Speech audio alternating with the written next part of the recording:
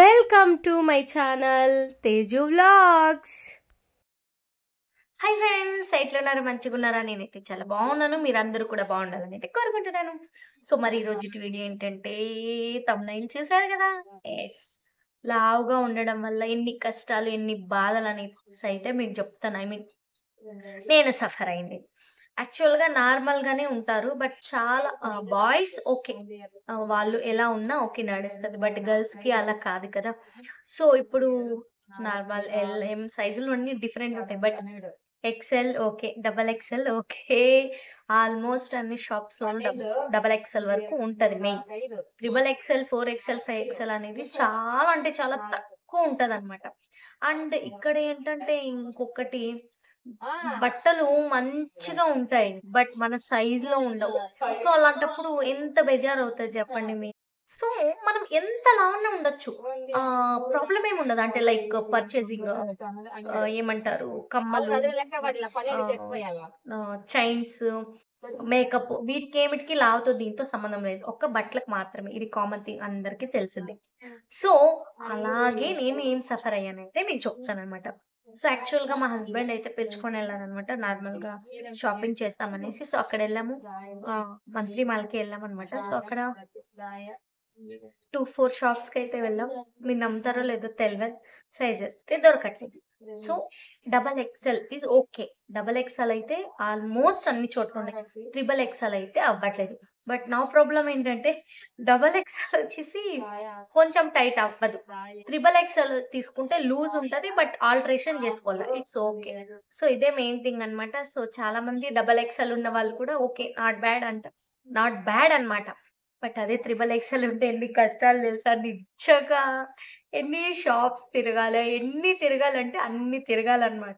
Main thing ఏంటంటే, ఎక్కువ అంటే మనలాగా లావుగా ఉన్న వాళ్ళ మెయిన్ ప్రాబ్లమ్ ఏంటంటే, ఎక్కువగా తిరగాల షాప్స్‌కి బట్టలు కొనేటప్పుడు. ఆ! బ్లౌజ్ స్టిచ్చింగ్ అయితే ఓకే. అంత ప్రాబ్లమ్ అవ్వదన్నమాట. ఎందుకంటే మనం సైజ్ ఇచ్చి స్టిచ్ చేపించుకుంటాం గానీ, బ్లౌజ్ గానీ, నార్మల్ మెటీరియల్స్ గానీ, డ్రెస్ మెటీరియల్స్ అలాంటివి నో ఇష్యూస్. బట్ మనం రెడీమేడ్ తీసుకోవాలంటే ఇది రెడీమేడ్‌కి మాత్రం చాలా అంటే చాలా ఇబ్బందయిపోతుంది. సో, దాని నుంచే ఎవరెవరైతే 3 ఎక్స్‌ఎల్ అలాగున్నారో, ప్లీజ్ మీరు కొంచెం తక్కువ అయ్యేలాగైతే చూసుకోండి. ఈవెన్ నేను కూడా ఫస్ట్ మీకైతే చెప్తున్నాను. ఫస్ట్ నేనైతే స్టార్ట్ చేయాలన్నమాట తగ్గడం. ఓకేనా? ఎన్ని షాప్స్ అయితే తిరిగామంటే మాకే తెలుస్తది. సో, మా హస్బెండ్ అయితే చెప్పి చెప్పి నవ్వుతారనమాట. జస్ట్ నువ్వు 2 ఇంచెస్ తగ్గు. జస్ట్ కొంచెం తగ్గు చాలు. మంచి మంచి డ్రెస్సులేసుకోవచ్చు. సో, అలాగిలాగా చెప్తూనే ఉంటారనమాట. సో, దానికి ఏం చేయాలి? సో, ట్రిపుల్ ఎక్స్‌ఎల్ ఉన్నవాళ్ళు డబుల్ ఎక్స్‌ఎల్ అయ్యేలాగైనా చూసుకోవాలి కదా! సో, దానికి నేనైతే ప్లాన్ చేసుకున్నాననమాట. సో, 1 మంత్ తర్వాతయితే చెప్తాను.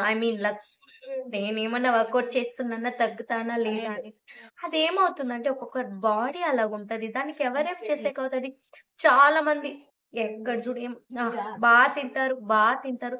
ఇంకోటి ఈ విషయం చాలా మందికి తెలుసో లేదో నాకు తెల్వదు. లావుగా ఉన్న ప్రతి ఒక్కరు తింటారనైతే లేదండి. ఓకేనా? అలాగే సన్నగున్న వాళ్ళు ఏమి తినరనేసి మాత్రం అనుకోకండి. నేనే ఎంతో మందిని చూసాను. సన్నగున్న వాళ్ళు బాగా తిన్నా కూడా వాళ్ళు లావవ్వరు. కరెక్టా? లావుగా ఉన్నవాళ్ళు కొంచెం తిన్నా గూడా వాళ్ళు అలానే ఉంటారు. సో, ఇది చాలా మందికి తెలవదు. ఏమన్నా చెప్తే ఇంత లావున్నావు, ఎంత తింటావు, ఏం తింటావు ఇదే క్వెషన్. అక్కడ వాళ్ళకి వీళ్ళు బాగా హస్బెండ్ పెట్టుకొనున్నారా అని వస్తదా? లేకుండపోతే ఐ మీన్ మంచిగా పెట్టుకుంటేనే కదా గుండుగా, లావుగా ఉంటారు. సో, పెట్టుకునేసి ఉండే దాని వల్ల ఇది బాగుందనేసి ఏమన్నా దీంతో చెప్తారా?